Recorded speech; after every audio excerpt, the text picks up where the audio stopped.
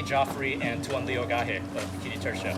So we're going to take one simple entrance right now. He's going to throw the low line rear kick. You see this all the time in Southeast Asian martial arts. Obviously, you'll see this in Muay Thai. So he's going to throw that first shot. First thing we're doing is jamming and getting into the throat.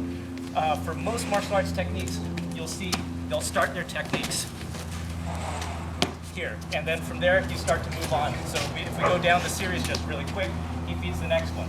Or he feeds again. 1, 2, 3, take here, boom, into here. Next technique. So everything's working off of the same concept of same entrance that ends up in different places. So he goes again, 1, 2, maybe I go to here, maybe I do the third snap, boom. Again, it's kind of simple. This is kind of what we always do. We take one entrance and we work our variations off of it. So the next series that he usually teaches is called the Seelig series. So first concept, we take one entrance and we see how many variations we can go to. How we started to explain, it's like going to Disneyland. We all live in different parts of Southern California, but our goal is Disneyland. We're each going to take a different path, we're each going to take a different freeway, but it's going to end up in the same place, right? So that's the next part of this Seelig series. So he throws a jab. I'm going to use whatever movements I need to do to go back to this one throw. He goes into a jab cross. I throw it here, take, same thing.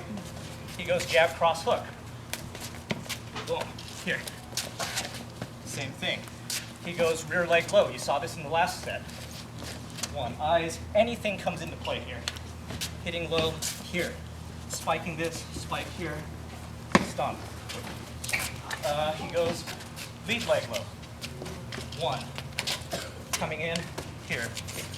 So this way you get tons of reps and you find the same exact technique. He throws lead leg high or rear leg high.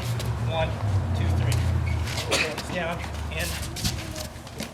Same technique over and over. Different entrances. Who's familiar with Ronda Rousey? What have they said? I saw this great quote that said, 3 certainties in life: death, taxes, Rousey by armbar. It's kind of the same thing. Find your base techniques.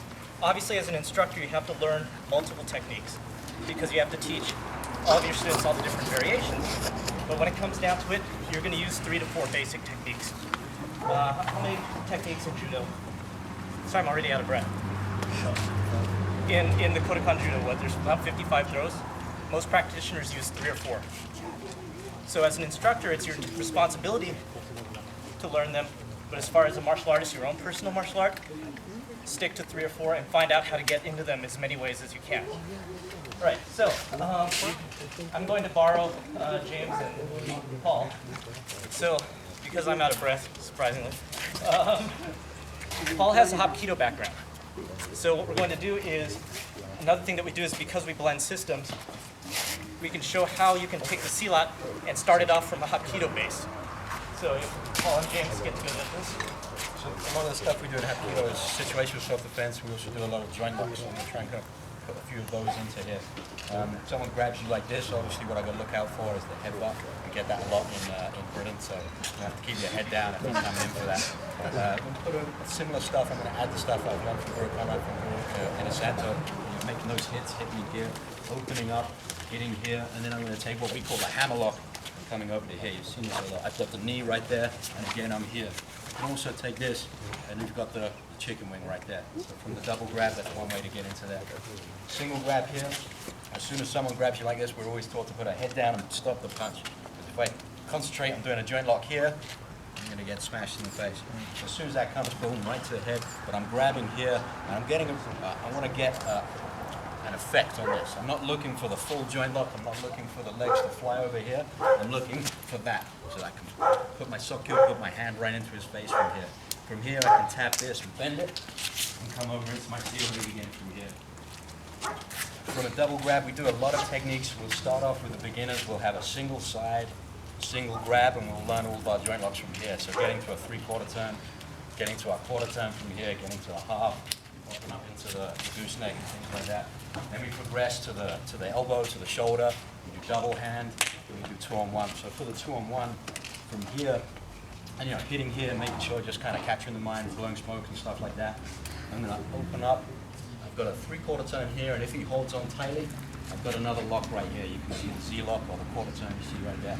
So I want to come up, get both of those, pull them off balance. Then I've got the arm bar across my belly. I've got this right into the neck right there. So there.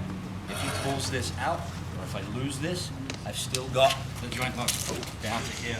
I can play with the arm as much as I like. So just kind of playing. That's how I found these things. I took what I learned from Guru Comrade Guru Inosanto, and I discovered that I could put my mother art Hap Ki Do into it.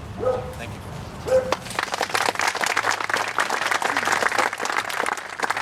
One last example, because the mantra behind Empire encompassed most of Southeast Asia, Muay Thai is part of the curriculum.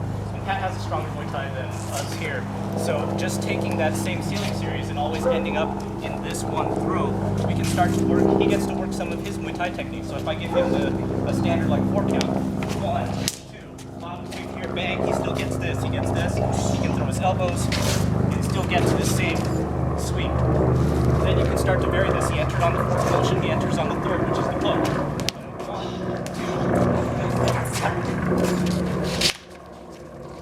gets the same motion. He enters on the 2nd motion, which becomes the cross. He gets to finish there. Then the last one, he enters on the lead chain.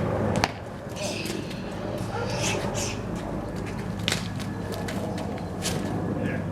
So, what we showed right now is just one simple technique. We all end in the same spot. Bunch of different entrances, bunch of different arts. And that's what Guru Dan's has given to us, how to take from different sources and combine it into one. All right?